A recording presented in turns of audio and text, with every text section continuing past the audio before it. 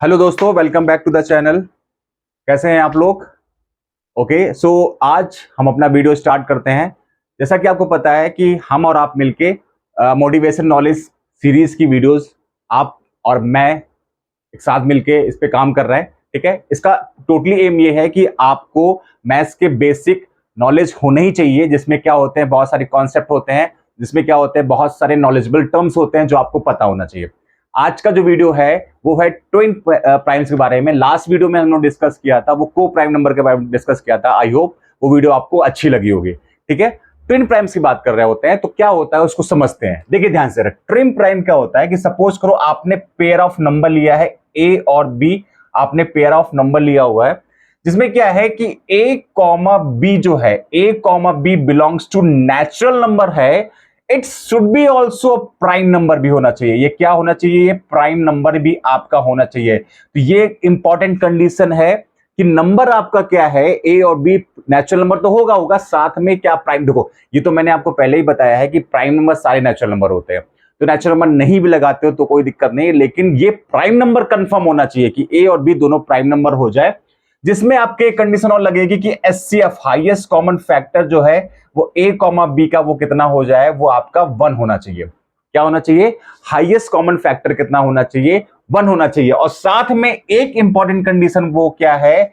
वो important condition क्या है कि आपका difference of A comma B जो होना चाहिए दैट शुड बी 2।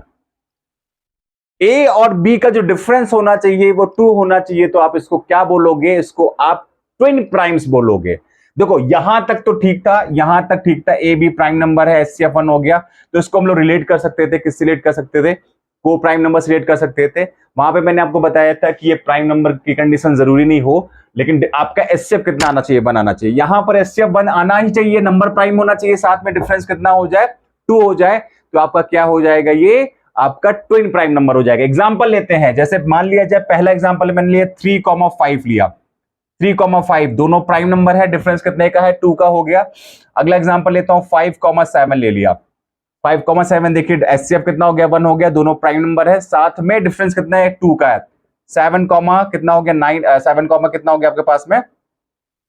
7,9 तो हो नहीं सकता भैया। ये हो सकता है 9, क्योंकि 7,9 तो हो नहीं पाएगा यहाँ पे। ठीक है, उसके बाद कौन सा नंबर आपका है? 7,11 भी नहीं हो सकता।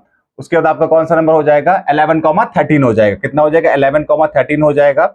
उसके बाद कितना हो जाएगा आपके पास में? 13, अब 13 के बाद कौन सा नंबर आएगा? 17 आएगा। 17 13 तो हो नहीं सकता। उसके बाद क्या आ जाएगा? 17,19 आ जाएगा। तो ऐसे आपके नंबर जो मिल जाएंगे वो आपके क्या हो जाएंगे? ट्विन प्राइम नंबर हो जाएंगे। इतनी बात आपको समझ में आ गई है, ट्विन प्राइम्स हो जाएंगे। ठीक है, तो आपने वही पेयर यूज किया है जिसका एचसीएफ 2 है, दोनों नंबर प्राइम होने चाहिए, साथ में इनका डिफरेंस कितना होना चाहिए? 2 का होना चाहिए, तभी ये क्या हो गया आपका?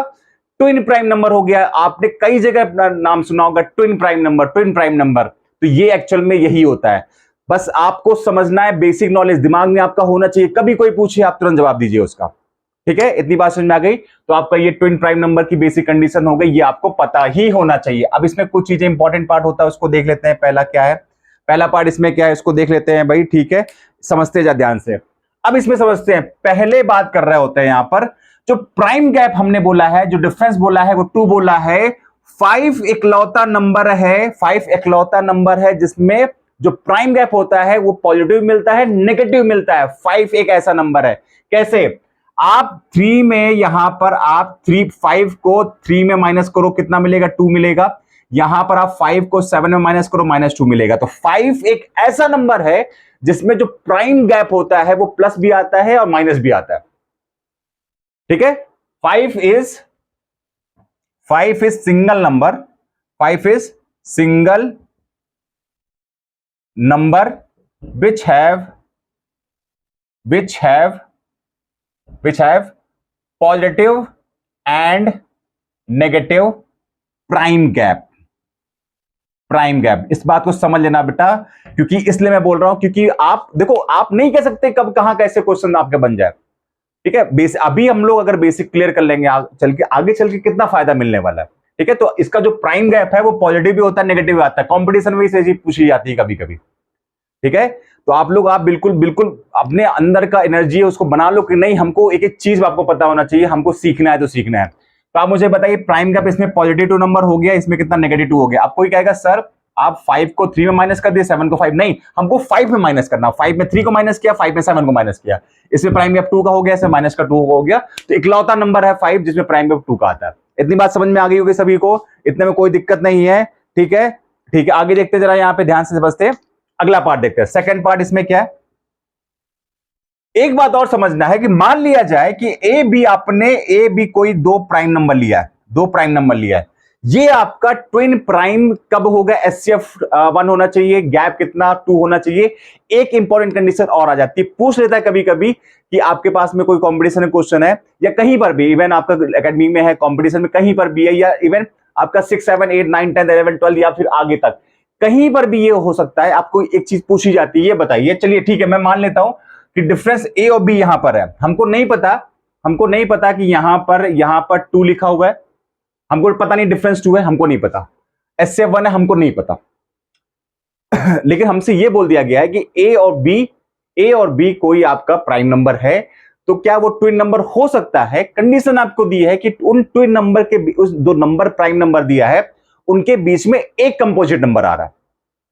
क्या आ रहा है, एक कंपोजिट नंबर आ रहा है। तो क्या वो ट्विन नंबर होगा, ट्विन प्राइम्स होगा, बिल्कुल होगा। कंडीशन समझ लीजिए कि ए और बी मैं बोलता हूं ट्विन प्राइम नंबर है, तो there should be one composite number between them. ठीक है, एक आपका कंपोजिट नंबर उसमें होना ही चाहिए। जैसे देख लो, आप देख लो जरा, 3 या 5 के बीच में कंपोजिट नंबर है, कौन सा 4 है, 5, 7 के बीच में कौन सा है, 6 है, 11, 13 के बीच में कौन सा नंबर है, 12 हो गया, 7, 8, 19 के बीच में 18 कंपोजिट नंबर हो गया। तो अगर आपको क्वेश्चन में कोई वेरिएबल टर्म्स में दे दिया गया, आपको एचसीएफ नहीं दिया गया है, नहीं पता रहा है कुछ बात, आपको ये बोल दिया गया है कि उसमें कोई भी गैप 2 का नहीं है, लेकिन ये बोला गया है कि उनके बीच में एक कंपोजिट नंबर है, 2 प्राइम नंबर है, उनके बीच में कंपोजिट नंबर आ रहा है, तो आप बोलोगे वो भी ट्विन प्राइम नंबर हो जाएगा। इसका मतलब ये, अगर मैं एग्जांपल लेता हूं 2,3 का लेता हूं, 2,3 का लेता हूं, आप मुझे बताइए अगर मैं इसका एग्जांपल लेता हूं तो 2, 3 is a prime number, HCF कितना 1 है, गैप नहीं बनना तो हम बोल सकते हैं, लेकिन आप समझो 2 और 3 के बीच में कोई कंपोजिट नंबर नहीं आ रहा, एक कंपोजिट नंबर आना ही चाहिए, तभी हम लोग बोलेंगे वो क्या है, वो ट्विन प्राइम नंबर है। तो क्या ये आपका ट्विन प्राइम नंबर है? नहीं है, ये गलत हो जाएगा।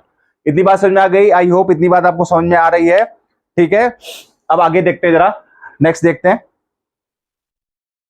देखिए जरा, इसको मैं हटा रहा हूं, ध्यान से देखिएगा। अगला टर्म देखते हैं इसमें। आई होप आपको मजा आ रहा होगा, एंजॉय कर रहे होंगे। ठीक है, देखिए नेक्स्ट इसमें आते हैं। नेक्स्ट पार्ट क्या है, अभी मैंने आपको बताया था कि 2 नंबर है, 2 नंबर का गैप कितना होना चाहिए, 2 होना चाहिए। तो मान लिया जाए एक नंबर मैं लिखता हूं, एक नंबर मैंने लिखा, मान लिया जाए आपने लिखा, जैसे मान लिया 3,5 लिखा था, 7, इसे मान लिया 11,13 लिखा था।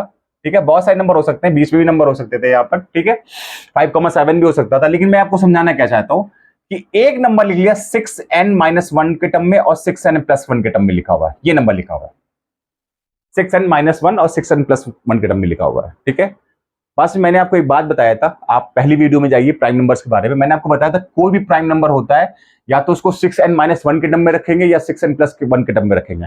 अगर वो प्राइम नंबर है तो रख सकते हैं, लेकिन अगर कोई टर्म 6n-1 या 6n+1 टर्म में है तो जरूरी नहीं वो प्राइम होगा। लेकिन प्राइम नंबर है तो 100% 6n-1 या 6n+1 की होगा। आप वीडियो जरूर देखिएगा, आपको समझ में आ जाएगा। तो मैं बोलता हूं कि ये पैटर्न फॉलो करते हैं मैंने, ये आपने नंबर ले लिया, ये भी प्राइम नंबर है, ये भी प्राइम नंबर है। तो आप एक बात देख रहे हैं, सिर्फ 3,5 को आप यहां पर 3,5 यहां पर ले लिया आपने। अच्छा, ये इसको ब्लैंक नहीं करते, इसको ले लेते हैं, कुछ समझाना है आपको। यहां पर 5,7 ले लिया और यहां पे कितना ले लिया, 11,30 ले लिया।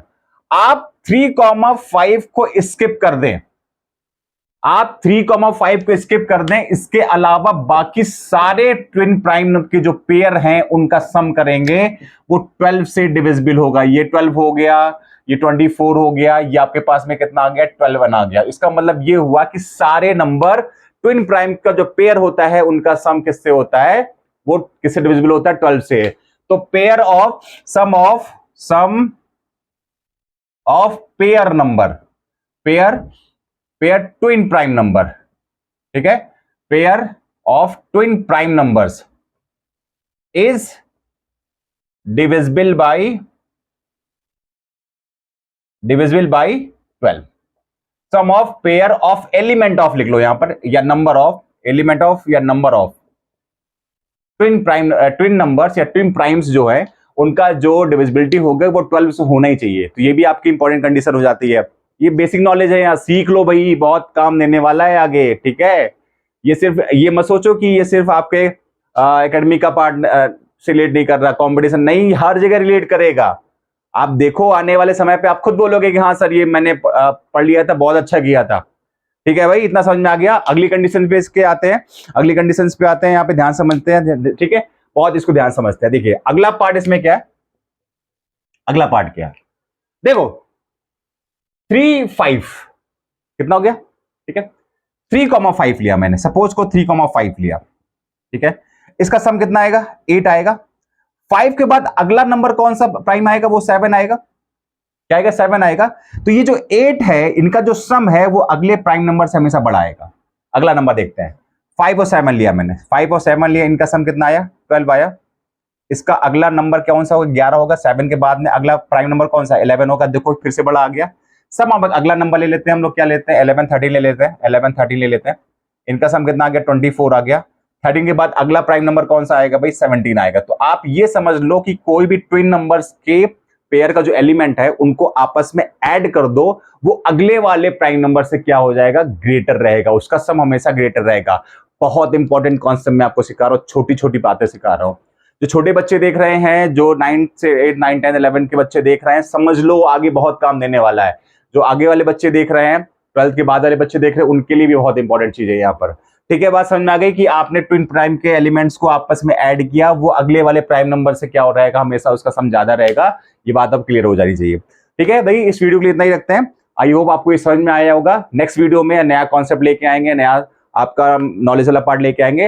नेक्स्ट वीडियो मिलते हैं। आई होप ये आपको वीडियो अच्छी लगी है, इसमें इसके लिए कोई डाउट हो तो आप कमेंट करिएगा, ठीक है। चलिए मिलते हैं नेक्स्ट वीडियो में। Okay, thank you.